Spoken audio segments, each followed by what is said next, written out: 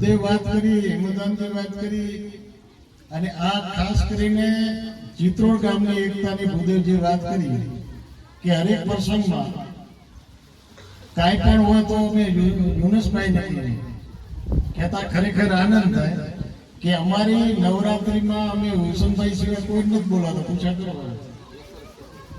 અને 20 વર્ષથી એટલે જેમ ભાઈચારો આપસમાં આજથી નથી, આ તો અનાદિથી આ દેશ અને ખાસ કરીને કચ્છ રાજને જ્યાં લાગે વળગે ત્યાં સુધી હિન્દુ મુસ્લિમ હંમેશા એક થઈ રહ્યા, ભાઈઓના જેમ રહ્યા, અમે ખંભો મિલાવી ગયા.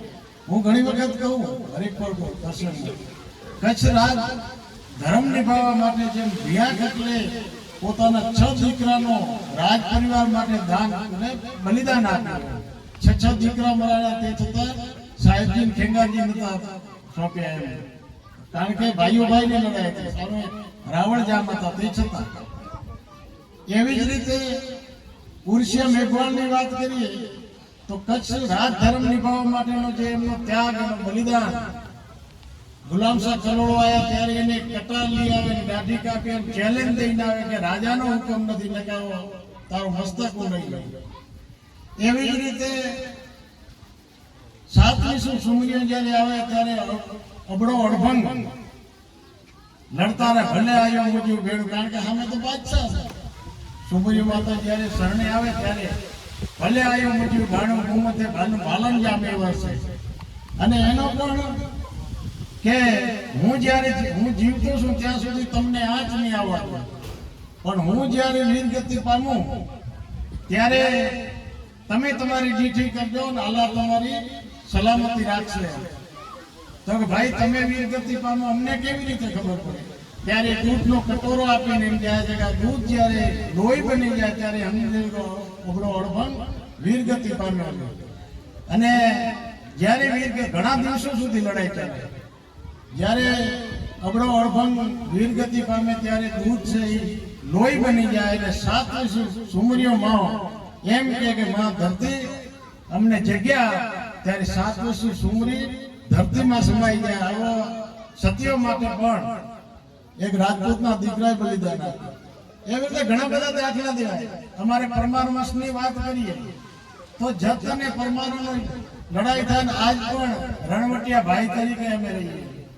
એવી રીતે જ્યારે આ બધો હિન્દુસ્તાન એક હતો ત્યારે અમારા વડવાઓ, મારા દાદા પોતે લડ્યા અંગ્રેજોથી, ત્યારે સૌથી વધારે કોલી અને ખોસા મુસલમાનો સોઢાવના લશ્કરમાં હતા.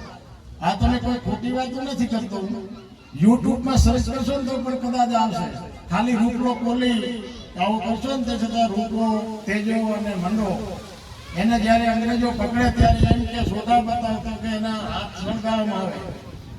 એના પછી એમ કે તલવાર આપો, તલવારની ધારમાં સોઢા હું તમને બતાવું. આવી રીતે દેશ માટે હરેક પ્રજા. એવી જ રીતે જુનાગઢની વાત કરીએ તો દેવાયત કોદર પોતાનો દીકરો જુનાગઢ રાજ માટે હરેક સમાજના દાખલા લે છે. જેમ રાણા પ્રતાપ અને અકબર લડતા હતા તો રાણા પ્રતાપના ભાઈ અકબર સાથે હતા અને પઠાણ રાણાના તોપજી હતા. એવી રીતે પન્નાભાઈ પોતાનો દીકરો બલિદાન આપી અને ઉદયસિંહને બચાવ્યો. એવા ઇતિહાસમાં આપણે હજારો દાખલા આપી શકાય. રાજધર્મ માણસો કેવી રીતે નિભાવતા એના અનેક પ્રસંગો. અને ખાસ કરીને કચ્છને લાગે વળગે ત્યાં સુધી આજથી સુધી જે પણ ઝેરી સમયમાં જે માણસો બકવાસ કરતા પણ કચ્છની એકતા જે કાયમ ટકી રહી એ મા આશાપુરા અને હાજીપીર વલીના કારણે હિન્દુ મુસ્લિમ એક થઈ જઈ રહ્યા છે, આદો અનાદિ જઈ રહ્યો છે. એવી જ રીતે મુસ્લિમ સમાજની વાત કરીએ તો આપણે જે કનૈયાલાલ સરપંચ ને એ જીવિત હોય ને તો રાવમાન પ્રતાપે ત્યારે પણ એમણે આશરો આપ્યો. આજ પણ મામા ભાણીનો નાતો નિભાવી રહ્યા છે. ગામમાં કોઈ પણ મળે એટલે કયાણીનો દીકરો એમ કે મામા આયા.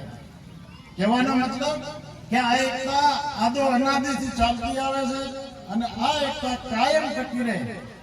એવી રીતે આપણે આજ પણ હિન્દુ મુસ્લિમ એક થઈ ભાઈ થઈ અને જ્યારે રાષ્ટ્ર ઉપર અથવા રાજ્ય ઉપર કાંઈ પણ આપતી આવે ત્યારે હિન્દુ મુસ્લિમ બધા એક થઈ ખંભે ખંભો આ દેશ કેમ આગળ વધે એના માટેના જે પહેલા બલિદાનો આપ્યા, લોકશાહી આવ્યા પછીના પણ અસંખ્ય દાખલા.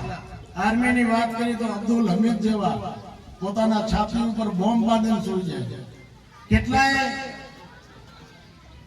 જનરલો એવા છે મુસ્લિમ સમાજમાં જે મહાવીર ચક્ર અને પરમવીર ચક્રથી એને નવાજવામાં આવ્યા. અને જ્યારે આપણે લાલ કિલ્લે જઈએ ને ત્યારે તો વાંચતો હરેક આ દેશ આઝાદ માટે પણ હરેક સમાજના માણસો બલિદાન દેશ માટે 7,32,000 માણસે પોતાની જીવની આહુતિ જ્યારે આપી ત્યારે આપણને આ આઝાદી મળી. આઝાદી પહેલા પણ સર્વ ધર્મ ભેગા થઈને કામ કરતા હતા. એવી રીતે હવે પણ બધા આપણે ભેગા થઈ આ દેશ આખા વિશ્વનું સંચાલન કેવી રીતે કરે એમાં સૌનો પ્રયાસ હોવો જોઈએ, સૌનો વિશ્વાસ કરવો જોઈએ. અને જે દેશ ત્યારે વિકાસની હરણફાળ ભરી રહ્યો છે એ રીતે આપણે પણ આપણી ફરજ નથી. કારણ કે ઘણી વખત આપણે આપણો હક માગીએ છીએ સુરેશભાઈ, પણ ફરજ નથી નિભાવતા. આપણે ઘણી વખત જાહેર જીવનમાં બેઠા હોઈએ તો ચેકિંગ આવી છે, તમે લાઈટ નો ઓલો કહેજો કાંઈ કહે છે વોલ્ટેજ ઓછા આવે છે, તમે ડીપી નો વધારે, કોઈ એમ કીધું કે ભાઈ મારું કનેક્શન પેલા એક બલ્બ નો અને પંખાનો હતો તો હવે ઘરે એસી લગાવી છે. હું મારા યુનિટ કેમ વધે, લોડ વધારો કેમ વધે એમ કોઈ ક્યાં ખરા? ખરેખર એ પણ આપણી ફરજ છે. પાણી વેરાની આપણે કોઈ પાણી કુલદીપસિંહને કેવું આજ નથી આવતું, પણ કોઈ એમ કીધો ખરો કે ભાઈ મારો પાણી વેરો નથી ભરાણો, મારે ભરવો જોઈએ. આ કહેવાનો મતલબ કે આપણે હક માંગીએ છીએ ને એવી ફરજ પણ નિભાવવી જોઈએ. સારા નાગરિક થઈ આપણે સાફ સફાઈ પોતાની રાખીને તો પણ આપણે એક સારું કામ કર્યું. એવું નથી કે બોર્ડર ઉપર આપણે લડીએ, પહેલા એક જમાનો હતો.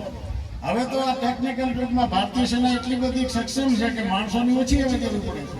આપણા પાસે સૌ નિર્ભર માટે આપણે આર્મીના બધા જ હરેક ક્ષેત્રના આજે તમે જોયું કે હવે પ્લેનો પણ ભારતમાં તૈયાર થાય છે. એટલે હવે આપણે એ જરૂર નથી, પણ આપણે સારા ડોક્ટર થઈને પણ દેશની સેવા કરી શકાય, આપણે સારા શિક્ષક થઈને કરી શકાય, આપણે સારા નાગરિક થઈને કરી શકાય. આપણે જે કોઈ ફરજમાં હોઈએ ત્યાં નિષ્ઠાથી કામ કરીએ. હું આ જીતેલા બધાને પણ વિનંતી કરું, ખાસ કરીને ઘણી વખત માણસોને મેં એમ કહેતા બુદ્ધિ જોયા છે યાર અમે ન કરીએ કે તમે કાંઈક કરજો ને. કારણ કે વિરેન્દ્રસિંહભાઈ ઘણી વખત કે જેમ આપણા ધારાસભ્ય 18 વર્ષને સાથે લઈને ચાલે, કારણ કે 3-4 પેઢીઓનો અનુભવ. તમે આ ચૂંટણી પછી પોતે જીત્યા ને પછી કોઈ એમ વિચાર્યું સાંભળ્યું કે તમે કોંગ્રેસના છો, તમે ભાજપના છો, તમે હિન્દુ છો, તમે મુસલમાન છો, જેનો ફોન જાય એનું કામ થાય છે. ઘણી વખત વિરેન્દ્રસિંહભાઈ કે પોતે